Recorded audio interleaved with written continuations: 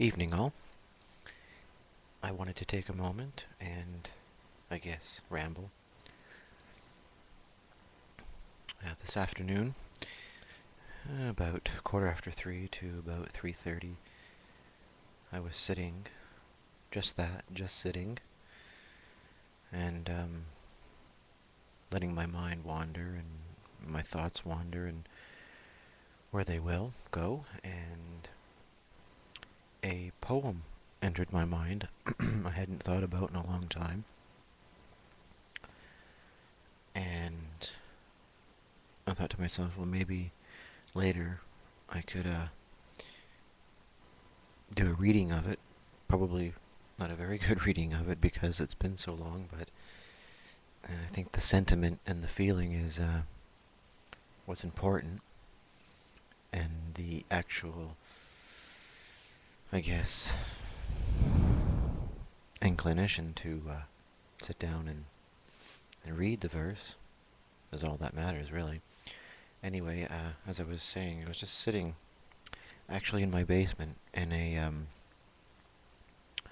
I guess, a deck chair before my workout,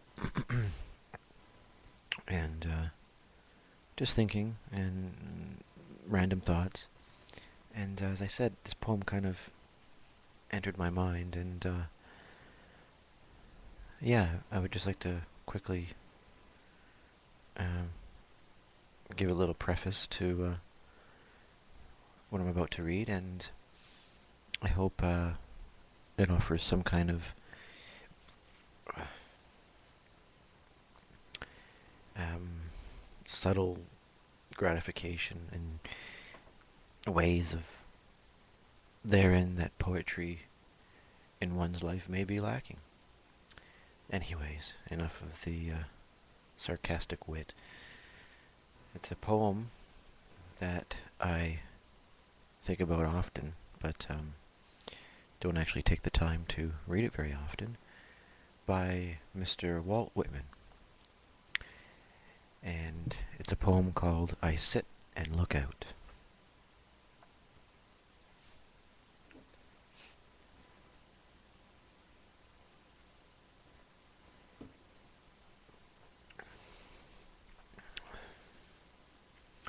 I sit and look out upon all the sorrows of the world, and upon all the oppression and shame. I hear secret convulsive sobs from young men, at anguish with themselves, remorseful after deeds done. I see in low life the mother misused by her children, dying, neglected, gaunt, desperate. I see the wife misused by her husband. I see the treacherous seducer of young women. I mark the ranklings of jealousy and unrequited love, attempted to be hid. I see these sights on the earth. I see the workings of battle, pestilence, tyranny. I see martyrs and prisoners. I observe a famine at sea. I observe the sailors casting lots who shall be killed to preserve the lives of the rest. I observe the slights and the derogations cast by arrogant persons upon laborers, the poor, and upon negroes and the like. All these, all the meanness and agony without end, I sitting look out upon, see, hear, and am silent.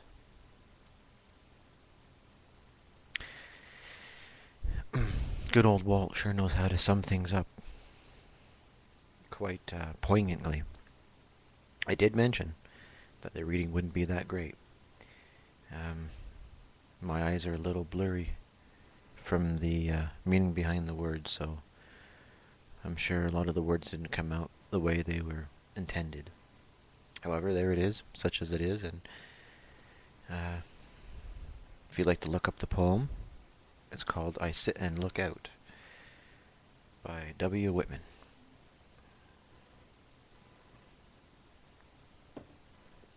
I say poignant because the poem really goes beyond anything that it's talking about. Its subtleties and its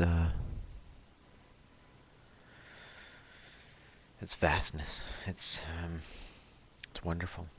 At the same time, terrifying.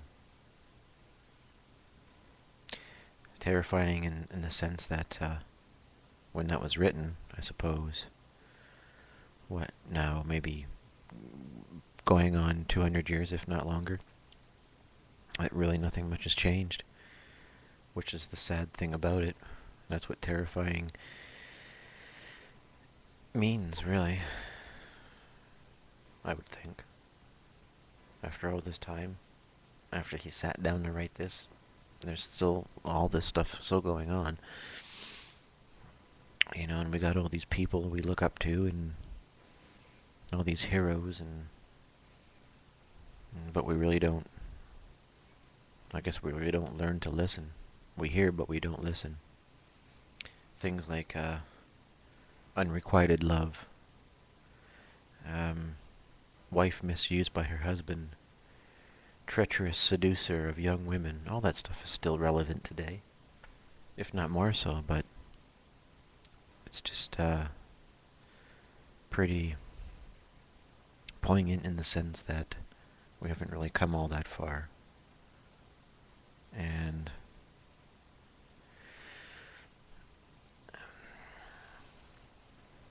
things are just summed up, I guess, in a word or two. And to try to pick it apart and analyze it is where you go wrong, right? Things like, I observe the slights and degradations cast by arrogant persons upon laborers. I mean, that so much isn't happening a lot in North America, I suppose, but there probably are parts of the world that that's still going on. And the first line, I sit and look out upon all the sorrows of the world. And that hasn't changed at all. It's just increased in volume and become more of a mass hysteria, I suppose. I guess I'm not making any sense. I don't know. I tried to stop making sense years ago. I'm just ranting, as I said I would. Well, I do hope that somebody out there took the time to, or was bored enough to be frank, candid, to sit through me sitting in the dark and reading poetry. Well, good night all, and take care of yourselves.